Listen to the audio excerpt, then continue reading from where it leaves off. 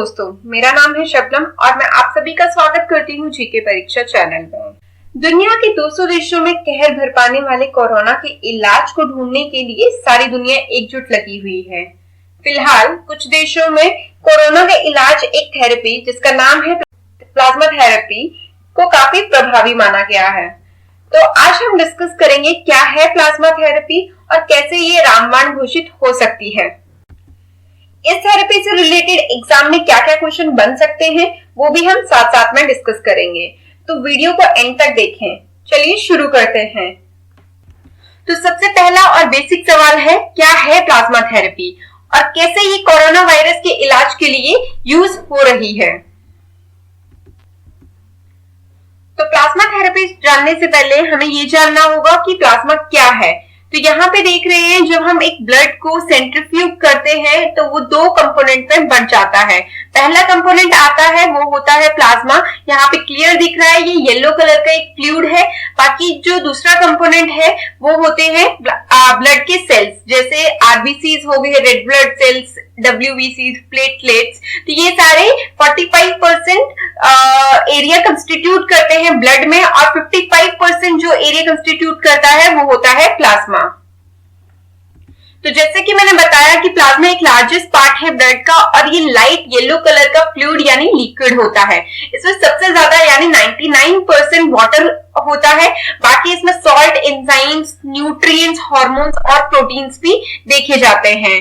तो बेसिकली हमें यहाँ पे प्रोटीन्स के बारे में पढ़ना है कि प्रोटीन्स क्या है और कैसे यूज हो रही हैं।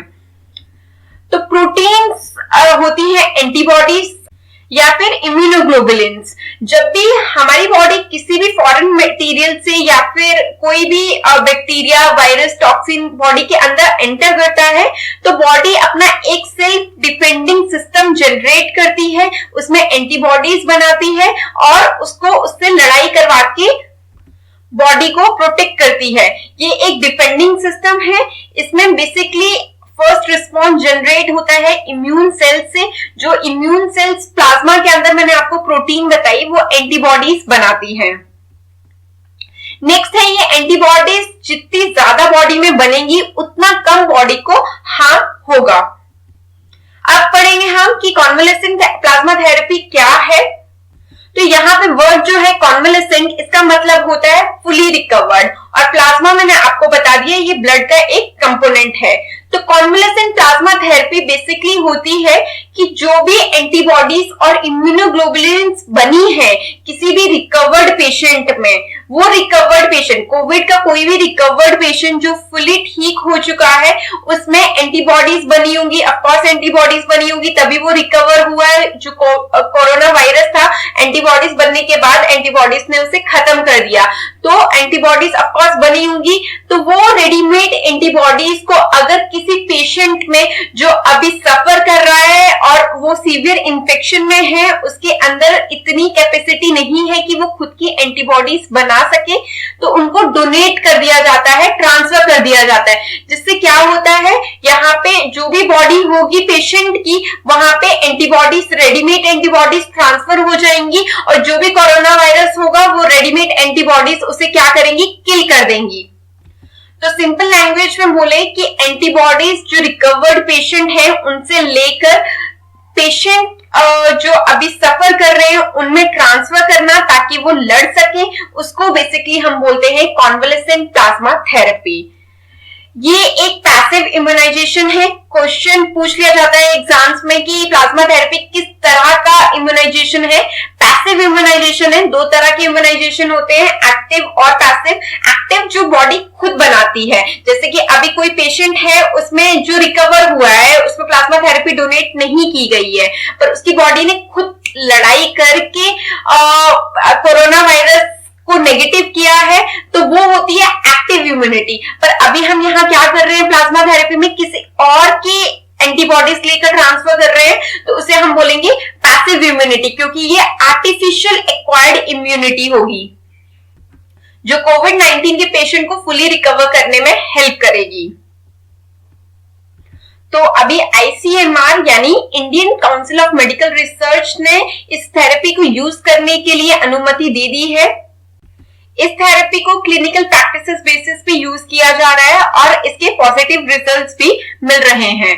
तो थेरेपी जो अभी हम प्लाज्मा थेरेपी के बारे में पढ़ रहे हैं वो क्या पहले भी यूज हुई है, पहले भी इसका इस्तेमाल हुआ है। तो यहाँ पे देखेंगे कि 1901 में 1901 में वेरिंगबॉर्न एक जो साइंटिस्ट थे उन्होंने नोबेल प्राइज जीता था मेडिसिन में। सबसे पहला मेडिसिन में नोबेल प्राइज मिला था वो इन्हीं को मिला था। क्यों? क्योंकि इन्होंने सीरम थेरेपी डिप्थीरिया तब एक बीमारी थी, बहुत फैली थी, तो उसके खिलाफ ये यूज किया था। वहीं से उसी कंसेप्ट से प्लाज्मा थेरेपी आई है। WHO यानी वर्ल्ड हेल्थ ऑर्गेनाइजेशन ने भी कॉन्वलेसेंट प्लाज्मा थेरेपी को इबोला आउटब्रेक जो 2014 में इबोला आउटब्रेक हुआ था उसके खिलाफ यूज किया था। मेयर्स 2015, H1N1 यानी स्वाइन फ्लू 2009 में, सार्स 2004 और स्पेनिश पैंडेमिक 1918 में जो फैला था उसके खिलाफ भी यही थेरेपी यूज की गई थी। तो अभी तक हमने जान लिया कि क्या है plasma therapy, but plasma therapy करने के लिए कुछ कंडीशंस हैं। एक डोनर जो है उसकी एज 17 इयर्स या उससे ज्यादा होनी चाहिए, उसका वेट एटलीस्ट 50 kg होना चाहिए, नो अदर कोमॉर्बिडिटीज। इसका मतलब है कि उसको कोई भी बीमारी नहीं होनी चाहिए और कोई जैसे कोई HIV या डायबिटीज पॉजिटिव नहीं होना चाहिए पेशेंट ही और she should be asymptomatic for at least 14 days और उसका स्वैब टेस्ट एलिजा जो होता है एंजाइम लिंक्ड इम्यूनोसॉर्बेंट एसे या फिर PCR ये सब नेगेटिव होना चाहिए, तभी प्लाज्मा को डोनेट किया जा सकता है और डोनेट किया हुआ प्लाज्मा यूजफुल हो सकता है।